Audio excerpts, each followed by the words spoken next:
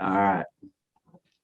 So we have roughly, how many people I got? 26 people, which is really cool from, it looks like about 10 different states if you count the United Kingdom as a state. So that's quite a range of people.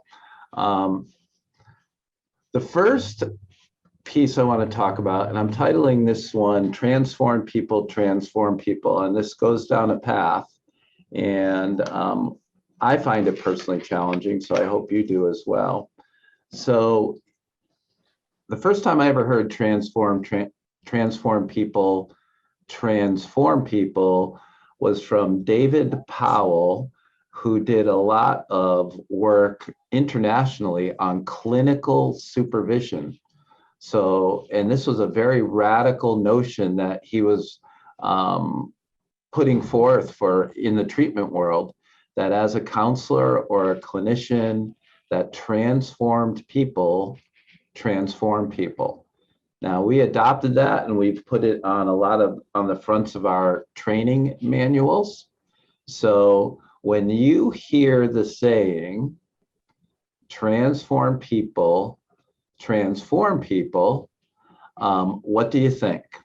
Now I could try to process this in this large group, but what I'm going to do is break you out into 6 rooms or so. And then I want you to talk about it for a few minutes, like 8-10 minutes, transform people. And once you have your thoughts kind of together of what you're thinking personal, we'll come back to this larger room and I'll ask for some feedback. So is everybody clear on what I'm asking you to do? What does transform people mean to you? All right. So I'll see you back here in about 8 minutes. Anyway. All right. So everybody's back. The question was, what does transform people mean to you? Does anybody have any insights or epiphanies or takeaways from your brief group discussion that you would like to share with a larger group, or me in particular, because I'd love to hear what you were thinking. This is a part where you go down and you see that place where it says reactions, and there's a little button that says raise hand. And then when you click on that, I can call on you. See, just like Walter did. Yes, for me, it was transforming people in order to have them look at life from a different eye, from a different perspective. For me, it was when they transformed me, it was being able to put more time into me and less time into my job and everything else around me. So I found life was more valuable and more precious, Got you. Thank you. Somebody else.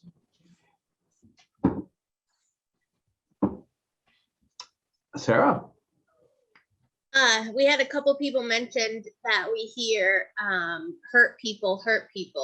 Correct. And that, this is a much more positive other side of that. And that when we truly transform it kind of naturally comes that we want to help other people and help in their transformation too.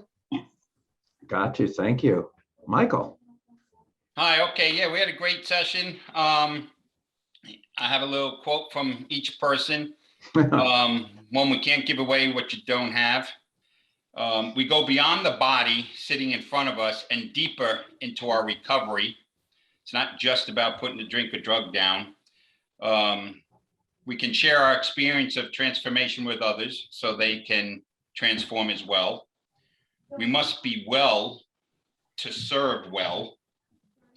And we have to change the person we brought in order to do this. Got you. Thank you. Nitha. I loved what Gail said in our group. She said, it's about we teach what we learn. And that just really resonated with me, all of life's lessons and wisdom, being able to share it. But then it was about the ripple effect, transform people who can then transform organizations, communities, and so much more. So, yeah. Love that. Thank you, Nitha. What else? Somebody else? It's okay. You can go down there and click the button and raise your hand. Part of being a coach is stretching, sharing yourself. Come on, let's. What else did you hear? What else did you talk about? Ricky, are you clapping or raising your hand? Raising my hand. Hi, everybody. All right. When I hear transform is just helping other individuals write their story in recovery. Recovery is holistic. It's mind, body, and soul. So it's just working on all those aspects with each other and or with your peers to help them, transform. And had the opportunity to meet Barry in our group, and Barry had a really nice quote. I'll let him share that though. So that's what I got. Hey, Barry, I guess you got to share your quote now, Barry. No. Well, I shared a couple of things with him. I shared what it told us, we best teach what we need to learn. And I was sharing that with him. Mm-hmm. And, and some of the literature in my pathway says the highest aspiration of the human heart is to help somebody. Right. That, we, as people that are healing, we love to help other people heal. Mm-hmm. Thanks. Thank you, Barry. Christina.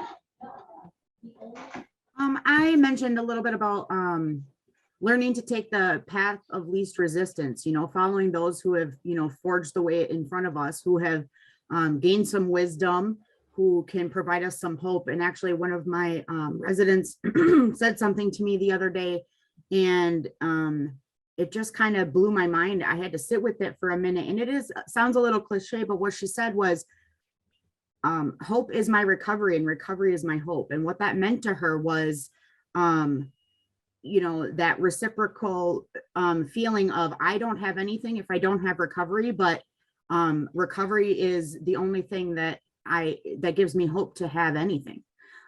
So when those that we help can see us having come from where we came from, doing what we do today, that's just hope. That's what that is. And I only ever felt hopeless, completely hopeless, when I was using and when I was down, and there was somebody who had done it already, who reached back and gave me a hand, and I can't think of anything better than to do that for the next person. And those people wouldn't have done that if they hadn't been transformed. So I'm grateful for that ideal of transformed people transform people. Thanks. Thank you. Okay, so I asked, what does transform people mean to you? Now, for your next group question, and normally I would do this, but we have so many people here that I'm breaking you out into smaller groups again to have this discussion. Question number 2 is this: what exactly transforms? Everybody understand the question? So we went from transform people. So what exactly transforms? Is everybody clear on your question to discuss in your small group? All right, I'll give you about 10 minutes to do that. And I have a question, Bill, before we break up. So can you define, I know we just kind of did that, but can you define what you mean by transform? Because like the technical definition means to trans is a prefix for beyond, and form is form, structure, body, physical. Do you mean it like that, or do you mean what changes? Because some people just transfer. Okay. What transformation means to you is what it means to you. So share that. Okay. So I'm not asking for a specific definition, but transform people. What exactly transforms? Could you repeat the second one, please? What exactly transforms? Thank you. All right, we'll see you back here in about 10-12 minutes. So welcome back. Looks like everybody's arriving in full force. So we talk about, like this, you can listen. Yeah, make sure when you come back, if you can mute, that's helpful. What exactly transforms? Tell me what you discovered. What do you think exactly transforms? I can't find my hand to raise, but for myself, it was absolutely my thinking. I started off saying everything because if I would have done the exact opposite of everything I did, I would have been on top of the world 25 years ago. So absolutely for so long, I thought it was my behavior. I didn't understand that it starts with my thinking. How I think determines how I feel, and that determines how I behave. I had a serious thinking problem. Gotcha. Absolutely. Thank you. Walter. For me, it was changing my life values. I gave them a little sample. Before I used to look around for the cheapest cut of meat. Now today I'm looking how do I marinate that different part of that meat, and it's not cheap anymore. Okay. So, just a little example of that. So it's changing life values. So we have thinking and values so far. Sarah. I kind of put them into stages, and we can put those stages in all of those different areas, which is pre-contemplation, contemplation, and determination. So when I was beginning to think of, gosh, I'm tired, I don't want to live this way anymore. I was in pre-contemplation for a very long time. And then when I said, okay, I have a problem, I need to start looking for help, I was in contemplation and seeing other people around me change and how my morals and views went against theirs. And then determination, I was ready to start getting that support from those people and really learning how I could change things. So what changed? Everything. I went from so your one word answer is everything. Everything, yeah. Okay. Ricky. Hi. For me, it's not what transforms, but what needs to transform in order to gain long-term recovery. Would be as for like new morals, new values. But most importantly is being accountable. Gotcha. Thank you. Tyrell. So I'm right with Joseph. I started off, for me with the thinking, but for me, it's sort of like a progression. So the first thing to transform is my thinking, and then how I see and how I think about what I think about. My speaking then begins to transform, which transform my behavior. So for me, my one word would be, at the end of the day, what transform is my being. Who I am then transformed, but it's built upon that first thought, how I thought about myself and others and how I interact with the world. Cool. All right. Thank you. Barry. We talked about a lot in our group. What changed for me was my perception. My life, my whole view. Talked about, like the lens, having that, that lens that I look through prior to recovery, and then start viewing things through love and empathy, because I was given love and empathy from other people in recovery. So my view started to change by being connected to them. Thank you, Barry.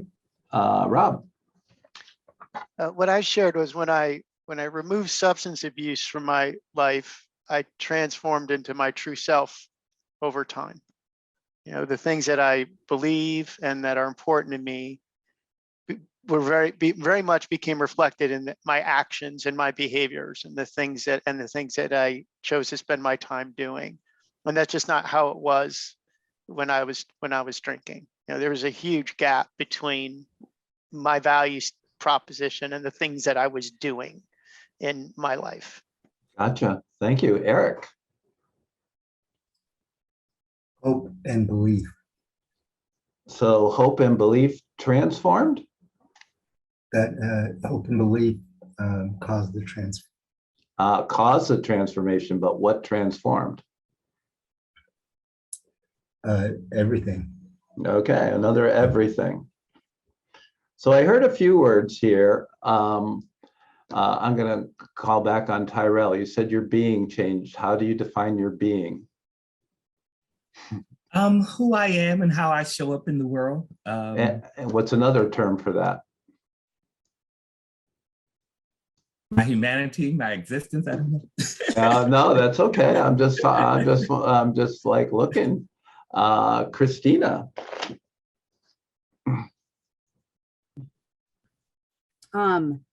I have, what had changed was my, I have a whole list of them, but I'm picking some of them. And what I found was self-discovery, clarity of mind, and outlook, which I think feeds like my spirit, right? Like I'm no longer beaten. I'm back alive again. I have that hope. I have that outlook. I have figured out who I am, and Okay. and I have expectations for myself to grow. Let me ask you a couple more questions. Sure. So Tyrell said being, Rob said true self, you said spirit. What's another word for that? Soul. Thank you. So let's talk a little bit about the soul. Has anybody ever heard the term soul sick or soul sickness? Have you? How many have? Just raise your hands. Soul sickness. If you haven't, Google it and see what comes up and see what's happened. So if we're talking about, I've taken a lot of this inspiration from my dear friend, colleague, and brother, Art Woodard, who passed in October of 2020.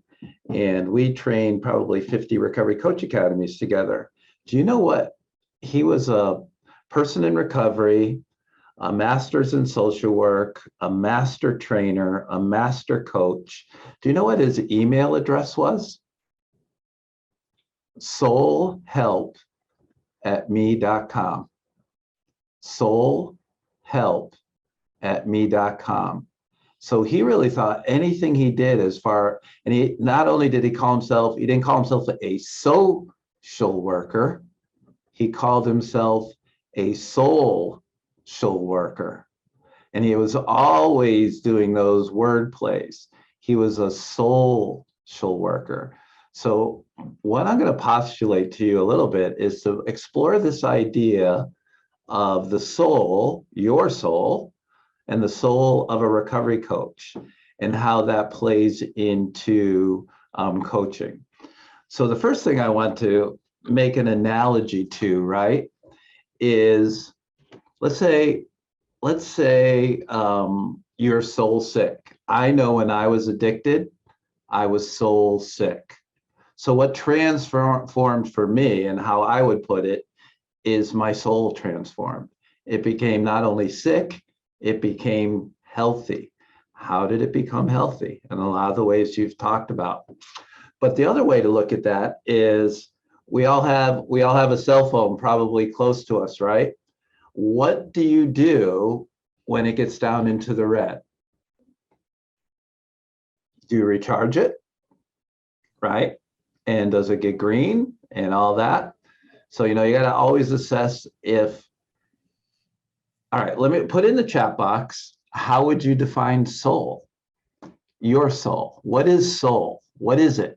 What are some words or short phrases for soul? Other ways of putting that. Okay, a soul can be spiritual awakening, but not what is it? What is soul? Essence, the heart of what matters, is that what is the soul? What is it?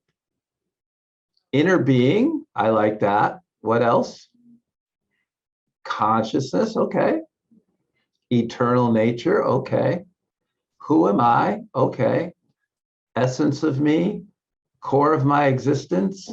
You're describing the soul, but you're not telling me what it is. What is it? The soul is made up of what? It's God's.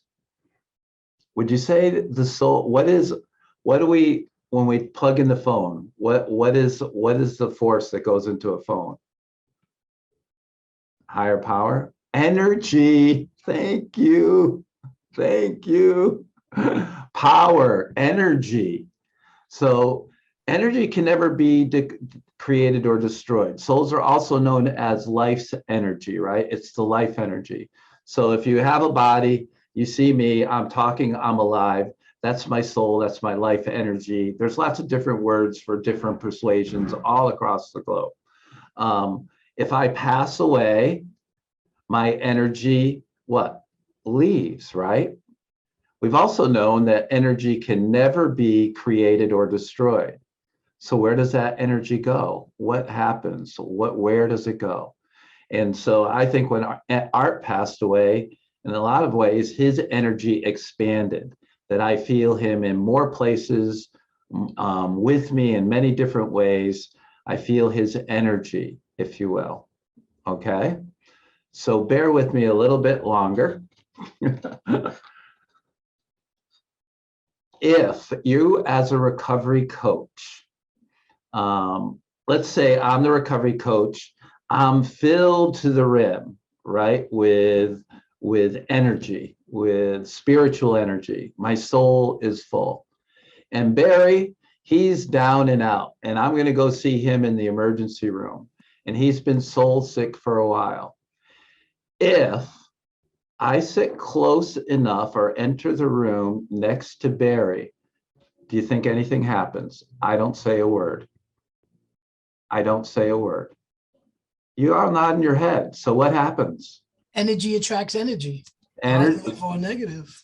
Well, so am I gonna get drained by Barry's negative energy? Am I gonna turn negative, or what's gonna happen? Well, No, your positivity is going to turn him into something positive. So he's going to want to get the help that he needs. So your energy is going to help him get to that. I'm with you. So if I'm like at 100%, you know, because I'm just using the iPhone analogy, and Barry's at like 3, so Barry may go up just by me sitting next to him. I might not say a word. His energy goes up 10, 15%. What do you think happens to my energy? Goes down. It stays the same. Or even higher, because you're happy already. So it's not going to change. So that's the mystical part of energy, the soul energy. Are there people out there who drain other people's energies? Yeah, you know, the vampires, the energy sucks, all that kind of stuff. But you guys all nod in your head, so you know what I'm talking about. So when we sit with this energy, it's mystical. And I would say for me, okay, my breakthrough came in 15, 20 years into recovery. I'm in 34 years of recovery. I was doing pretty good at loving my wife, my kids, my family, people closest to me. You know what I couldn't do? I couldn't let love in. And I don't know what that is. I've heard many people say people loved me long enough before till I could love myself. And I don't know that I can love myself, but I can let, for me, a higher power or God love me and let that spiritual energy flow into me. So if you think of all the times, like, I'm going to ask you another question. But before I do that, any thoughts about what I've just shared? Does it make sense? Am I off my rocker? Anything at all? Ricky, you have your hand up? Ricky, you have your hand up? Did you want to say something? No? Okay. Who else? Tyrell. Oh, no? Nuh-uh. Okay. Michael. Yeah, what I was thinking was, you know, for me as a man in long-term recovery, when I'm walking down the street and I see another person in long-term recovery, instantaneously my energy goes up, and you know, that's what I was thinking. And when you said, yeah, we love you until you learn to love yourself, I remember saying early on is, okay, now let's start with like yourself and tell me what it means. Right. Very good. Yeah. Very good. So when I first walked into the rooms of Alcoholics Anonymous, I saw people with light in their eyes, and they were smiling, they were happy, they were hugging each other, they were warm and friendly, right?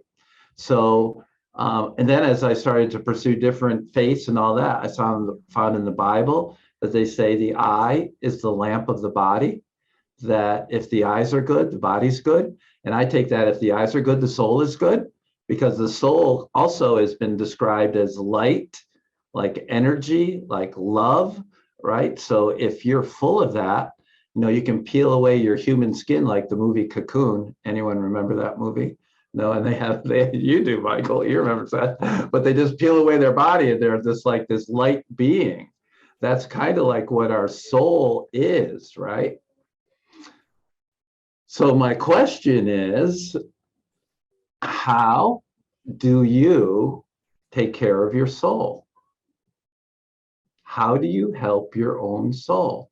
What are some of the things you do to take care of your soul as a recovery coach?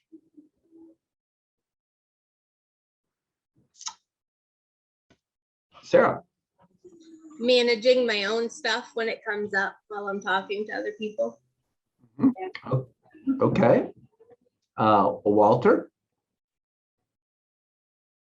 Hey, spending me time, meditating, or just quiet time. So when you are meditating, what are you allowing to happen? Allowing my thoughts to free flow, you know. Whatever. What else are you allowing to But not happen? condemning, not okaying, not condemning, just looking at them. Okay. Not quite the answer, but that's okay. What are you allowing to happen to your soul? Eric. Surrounding myself with other positive people to refill my battery. So what is filling that? What is filling your battery? Just the positive energy. What's another term for positive energy? Life. Life. It's an L word and it's a 4-letter word. There you go. We can say that as coaches, you know. It doesn't always have to be creepy or weird, but when I hear people say positive people, you love being with them, they love being with you. You're loving each other. And that's cool. Ricky. To me, it's communicating with my higher power, and then when I'm having negative thoughts, it's recognizing those negative thoughts and changing them immediately. It's and being accountable for those and addressing those. Right. And I can talk a little bit for me. So I agree that there's ways that I connect with God, and that could be through music. It could be through art. It could be really a big way is being out in nature, in creation. I also enjoy being with people that love me. And these are all ways that I allow more and more, I'm allowing love to pour into my soul, and that heals me. Barry, what are you thinking? For me, it's my spiritual maintenance. Yes. What I started to do, I have to maintain, you know, that positive spirit. It don't just maintain, it don't just exist by itself. Whatever I feed my spirit is what gets bigger. If I started going down a negative road, then the negativity get busy. The more positive, the more love, the more loving people I put around me, the better my spirit is, my soul. Yeah, I think that one of the literature says what we have is a daily reprieve contingent on the maintenance of our spiritual condition, right?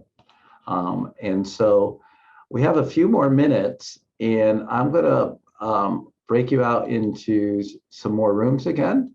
And I just want you to talk about 8-10 minutes about what I've just discussed and see if that resonates with you and explore all the options. And the question is, how do you personally take care of your soul? Got it? All right. You should have an invite. So we had just, hopefully you just had a little conversation about how you take care of your soul. Did anybody discover anything new or anything that they find useful or have a comment or an epiphany or a takeaway about the exercise? I would love, love, love to hear from you in the time we have left. Please. Gail. Our group really just ended on a very high note because as somebody mentioned that we've been in this pandemic for 2 years, and Barry brought up that we're all in the recovery community. We're kind of prepared for this. Our souls, our hearts, our minds, our way of thinking, the transformation we've made. We've already made transformation, so we know we can adapt and change. And I thought that was really powerful when he said that. Thank you, Gail. Hello, Rita. Is that Edgar? Who is that back there? Edgardo? Yeah. Edgardo, Phil? Yeah, good. It was just amazing that our breakout group was, it just brought a spirit. My spirit was connected right through the camera.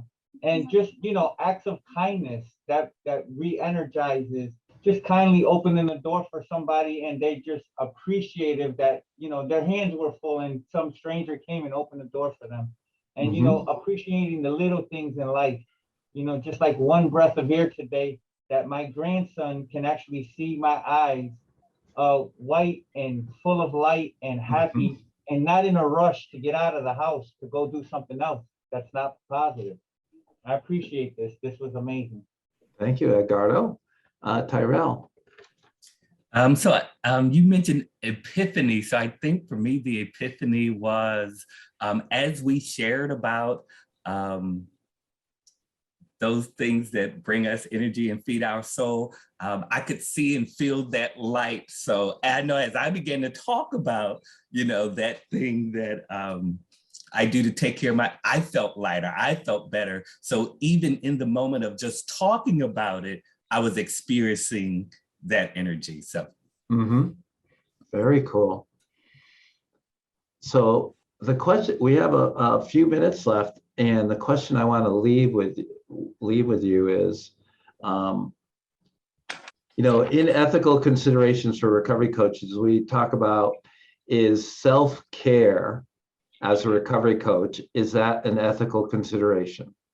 Do we have to take care of ourselves, right? And now I'm going to push that envelope a little bit. Is soul care an ethical consideration? Because if we truly believe that transform people, and I think we'd all agree that we've changed, whether we're in recovery or not, in order to become a recovery coach, we have some degree of personal transformation. And in order for us to transform others, if I dive into the essence of what changed, is my soul is so much healthier. And that transformed my thinking, my behavior, my spot in life, my place in the world, if you will. Think about that. How are you going to take care of your soul? Because if your battery is down to nothing, you can't charge anybody else. If you only have 2 or 3%, maybe you can help somebody with 1%. But you want to be full to the brim. And then also recognize, what does that look like when you see it in other individuals? Tyrell is just talking with other people about it, but how do you recognize it? How do you recognize when people have healthy souls? How do you recognize when people have sick souls? And what is it that you do? And the last thing is, a lot of times we want to talk about proper techniques. As a facilitator of so many recovery coaches, people want to ask me the what if question. Well, what if this happens? What if this happens? What if this, and what if this? And I'm like, I don't know, because none of us I'm not in that situation. And recovery coaching is so individualized and so intuitive and so in the moment that I usually say, I trust that your intuition will kick in and you'll have the right answer, right? You've heard that. the intuition to me is tied directly to your soul. That's like your soul speaking to you, right? And the soul might tell you to do something a little not by the book, or not by the clinical standard, or not by whatever. And that's okay, because we trust our coaches to use their intuition, their experience. We give them plenty of time to take care of themselves so that they're filled and that they can help others. So whether we're in, and I think I'm going to do a blog or the next thing, I have become two things as a recovery coach, that the more self-aware I become, the more effective I am. And the other thing is, it's always about the right question. It's the quest for the question. You know, anytime I sit with somebody or talk with somebody, what's the right question to ask? And I think one of the greatest compliments a coach can get is when your recovery says, that's a great question. Because they've never been asked it before, probably. And they go, that's a great question. And if you're getting a lot of those, you're on the right track. But all that aside, techniques aside, questions aside, listening, discovering and managing your own stuff, if you can sit and be present with someone, give them your full presence in the present, that's a gift. Present and gift are the same. So sometimes we want to overcomplicate the role of being a coach, but if you're available, if you're present, you've already given this person a tremendous gift, and trust that that will have an impact. So I think I'm done. Any other thoughts or questions or anything at all before I let you go? I hope this was helpful. I learned a lot, again, as I always do. And Stacey, are we doing it? Is this like a monthly thing? Did I sign up to do this monthly? I did. You did, absolutely. And I believe it's every whatever Wednesday this is. Okay. Whatever, I don't know. I don't The even know fourth what day it is. Wednesday. The All fourth right. Wednesday. Yes. Thank you, Lila. Fourth Like, Wednesday. What Wednesday of the month is this? Who knows? I don't know. And so I hope it was helpful, and I wish you well. And my email address is Philip with 2 L's, and I'll put it in the chat, at ccar.us. So if you have any comments or questions and you want to send them to me, please do. And thank you so much for your participation. You guys were great. And hopefully I'll see most of you next month. Take care, everybody.